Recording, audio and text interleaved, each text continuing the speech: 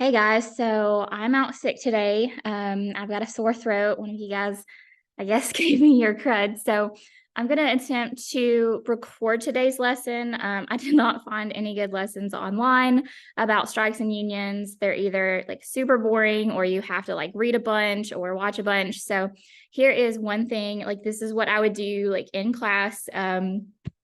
And I'm going to record it for you right now.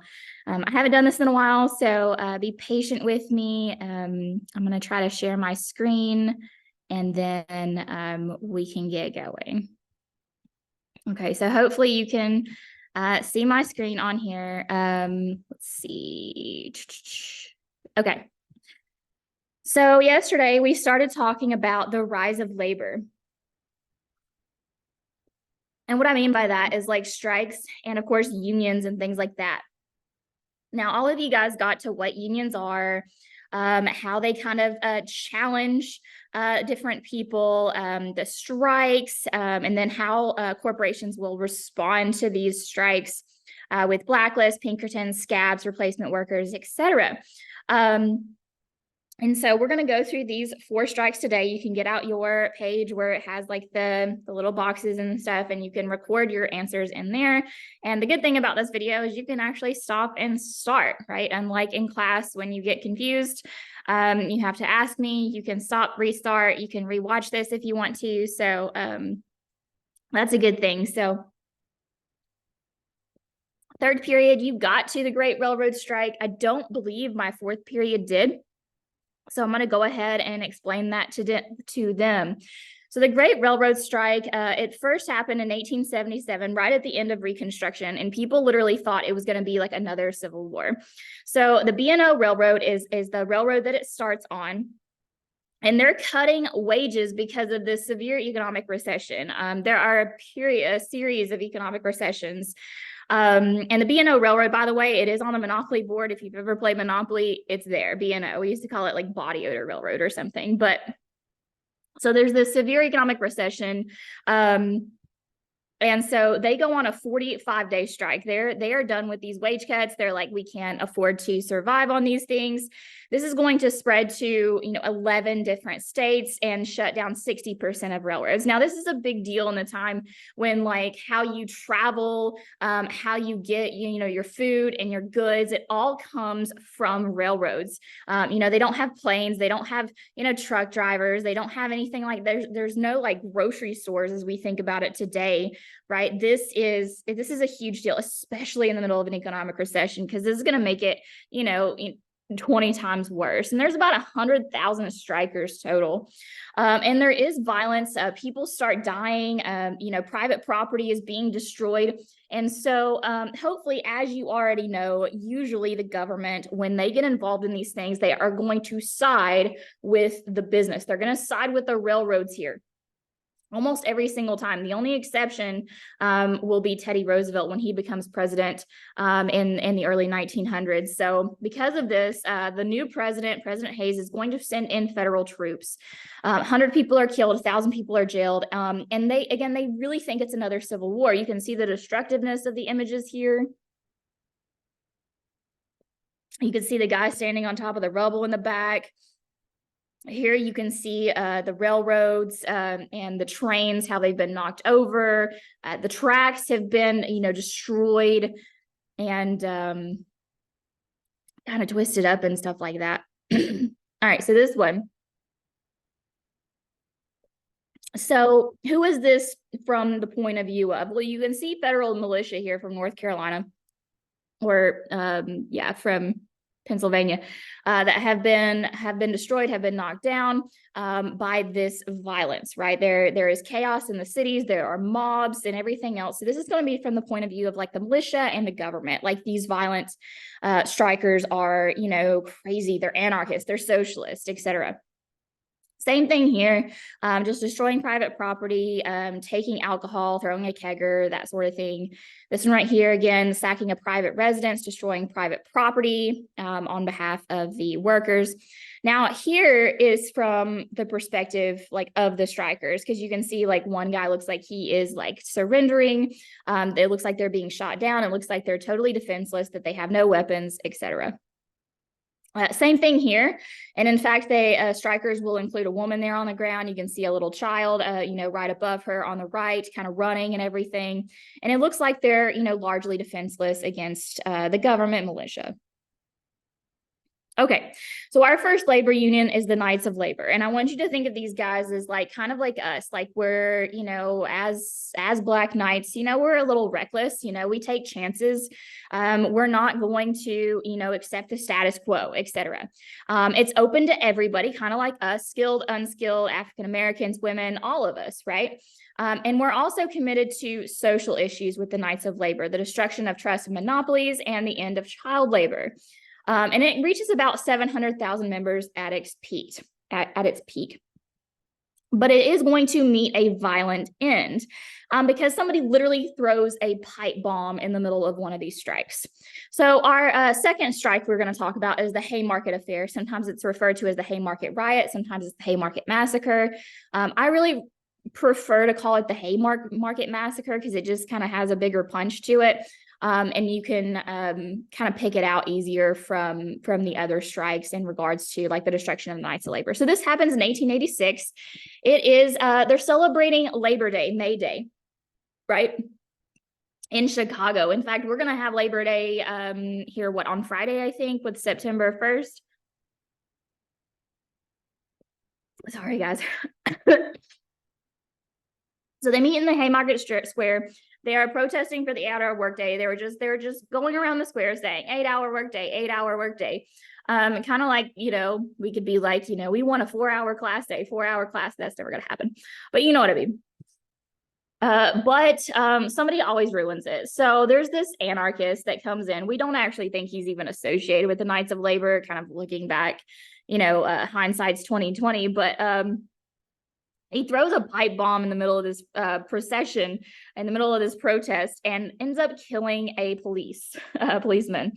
And so the Knights of Labor and other labor unions like it and workers are going to become seen as kind of like violent and a little bit crazy. We did the candy game yesterday with communism and socialism and anarchism, and this is kind of seen as a little bit, insane. So this is the guy that's actually killed in the pipe bomb explosion. You don't have to know his name. But the big deal about this massacre is that it changes public opinion. People see this, they see a policeman getting killed, they see this violence, and they're like, these people are insane. And labor unions are now associated with communism, socialism, and anarchism. And they're actually going to hang these guys that are associated with the Haymarket Massacre. Now, are these guys really guilty? Some of them probably are, but most of them are probably not. There's 1, 2, 3, 4, 5, 6, 7, 8. Yeah, 8 people that are going to be hung for the Haymarket Massacre. So it does lead to the decline of the Knights of Labor. All right, so they're a little rash, and again, public opinion is just going to turn against them. We're going to have another labor union here in a minute that is more legitimate in a lot of ways, and actually still exists today. The American Federation of Labor, but we'll get to that in a second. Okay, so the Homestead Strike of 1892. You guys should already know about this. We did talk about it. There's another recession in 1892. Again, we have a series of economic recessions. The economy is really not doing that great in the late 1800s, early 1900s, believe it or not. So you guys know they cut the wages at the Homestead factory. Carnegie owns it, but Carnegie, of course, is in Scotland. He puts Henry Frick in charge of this. And, Frick is kind of known as being kind of awful. Okay. So people don't really like him and everything else. So they go on strike. A couple people get killed. And then, of course, the government sides with Homestead. They side with Mr. Frick and the manager and Steele and Carnegie and everything else. And the workers are kind of put down, and they just end up, replacing them. Okay. All right, so this is probably one of my favorite ones. This is the Pullman Strike of 1894. This also happens in Chicago. It's part of why Labor Day is such a big deal today, believe it or not. All right. So the Pullman Car Company is the cars are absolutely gorgeous, and I highly encourage you, go on YouTube, look up Pawn Stars, a Pullman car. They actually have a tour of one, which is really, really cool. There's beds, there's dining rooms, there's desks, it's really neat. And they're for the Rockefellers, they're for the Astors, they're for the Vanderbilts, they're for these really wealthy people. But the people that build them are in this like community town. And it's called the Pullman Railcar Company, but they do everything here. They go to church here. They get their hair done here. They work here. They have babies here. They rent from the Pullman car people, right? From the company town. So yeah, it's a company town. It is a social experiment. They have home stores, schools, churches. Biggest thing they have is, they're very anti-alcohol. And that's pretty common during this time period. It's called the temperance movement. We're going to talk about like next week, after our long weekend, which I desperately need. So anyway, here's the street in Pullman. We don't know who said this, but it's hilarious. He said, "We are born in Pullman House, fed from the Pullman shops, taught in the Pullman school, catechized in the Pullman church, and when we die, we shall all go to the Pullman hell." So we do everything in this town and everything else. So we got another panic of 1893. And when there's a panic, there is a wage cut. All right. But the problem is they are still going to charge the same high rent for these apartments, for these townhouses and stuff that they had charged before. So the workers are making less money. All right. And I don't know, exactly why they did this, because when you own the whole town, if you lower the wages, it would make sense to also lower the rent a little bit to kind of make up for that. But no, so this political cartoon kind of comes out. You got the Pullman crushing this worker in between low wages and high rent. Basically the rent is too high, that sort of thing. So they do try to bargain with Mr. Pullman. And, occasionally you'll have workers that go to their boss and they're just like, "Look, like this is unmanageable. We can't do this. We can't pay for this. This is bad. Please help."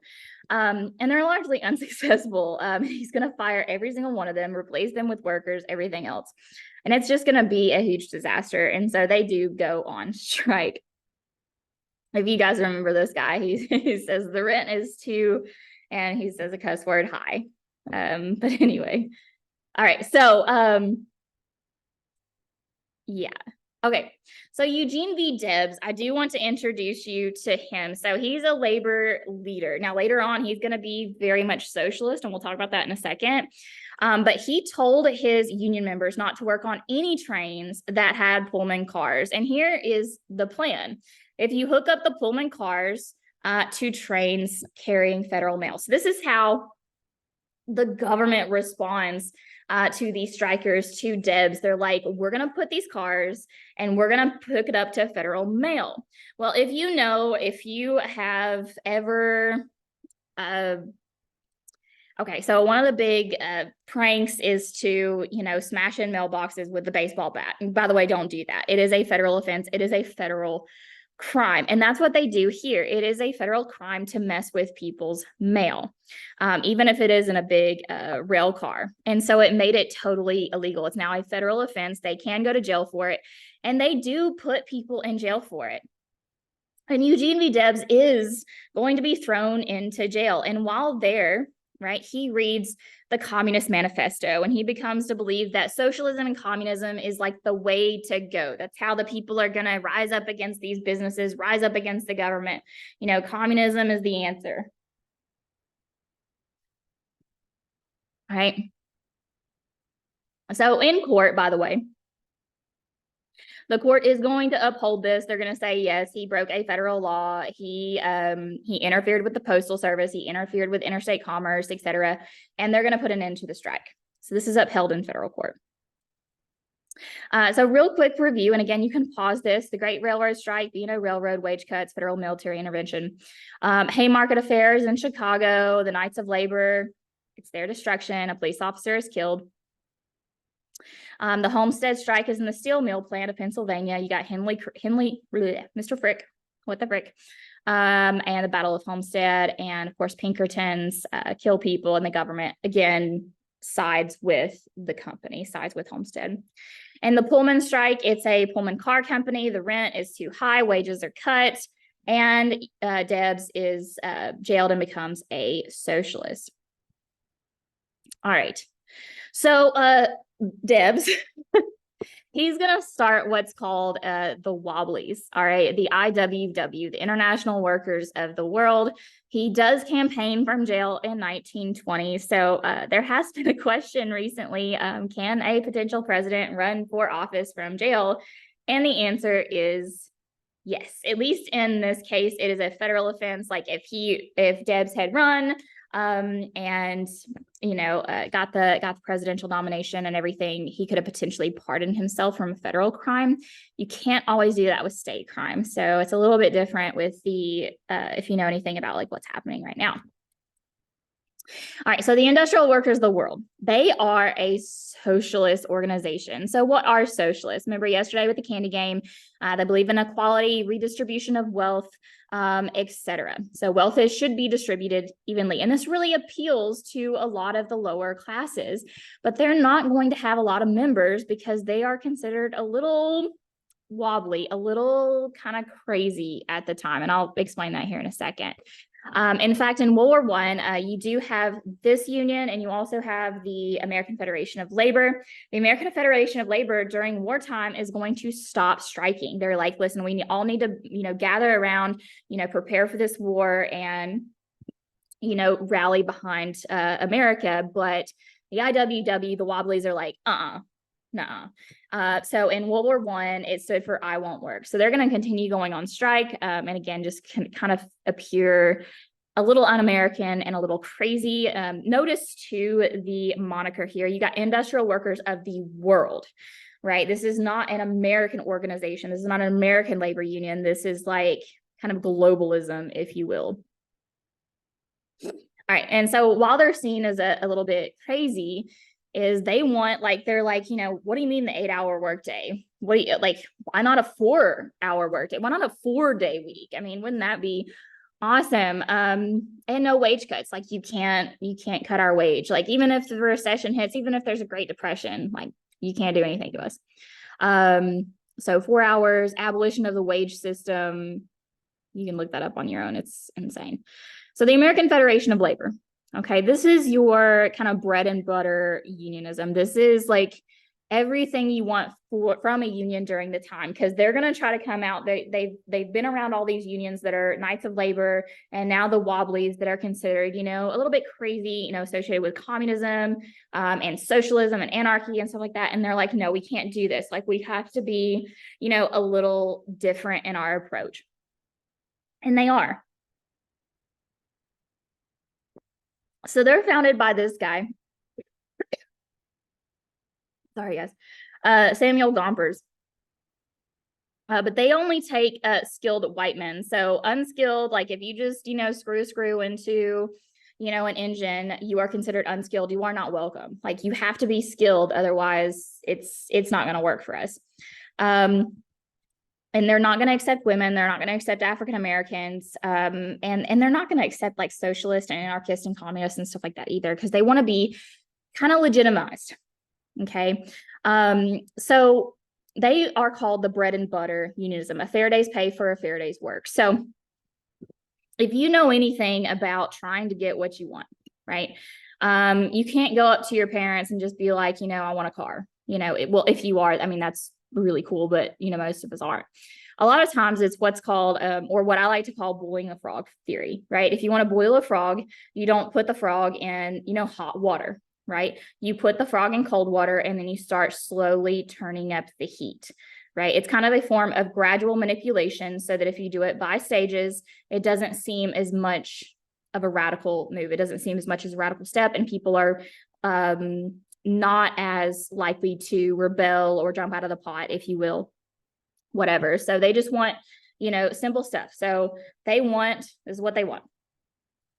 All right, higher wages, less hours, and better working conditions. And that's it.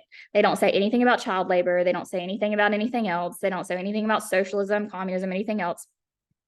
They just want, this 8-hour workday, 8 hours for work, 8 hours so we can sleep, and 8 hours for what we will. Like leisure time. Again, that's a big thing during this period. This is a new thing, is leisure time. Like they have the money and the means to go to places like Luna Park and Coney Island and these roller coaster parks and stuff. So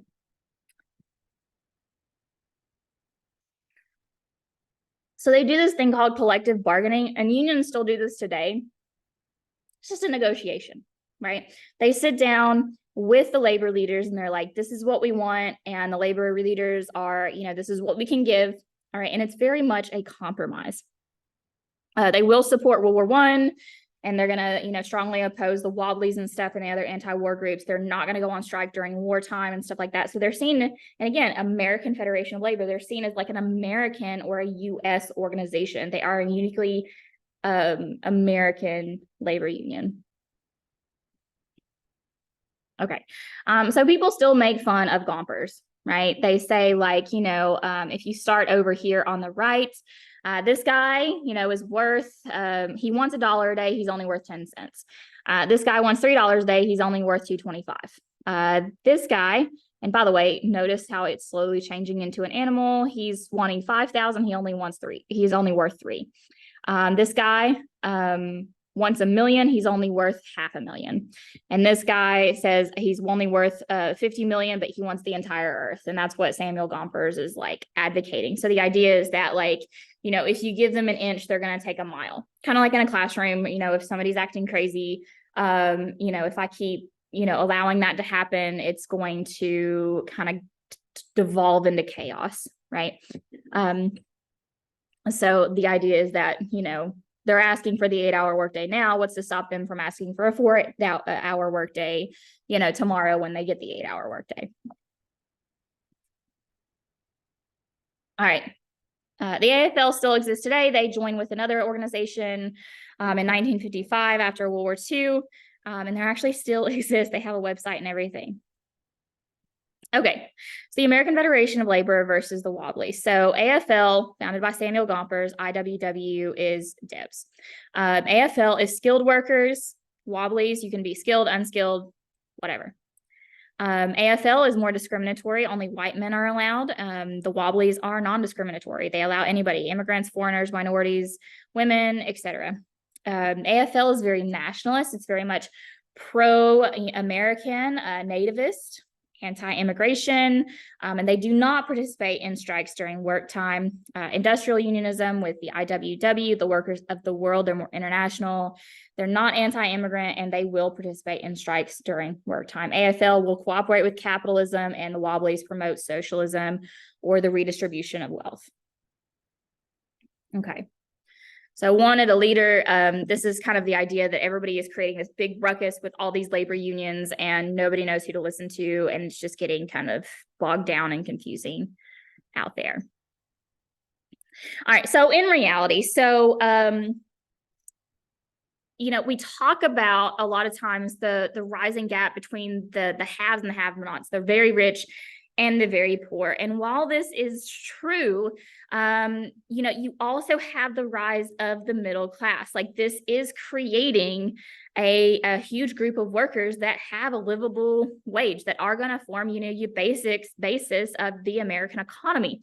And real wages are going up during this time. You can see right here, it has a little bit of a dip, kind of in the 70s there, early 70s, or, kind of early 60s. That's the Civil War, by the way. 61 to 65 is where it dips. But real wages are going up and the prices of goods are going down because we're making so much.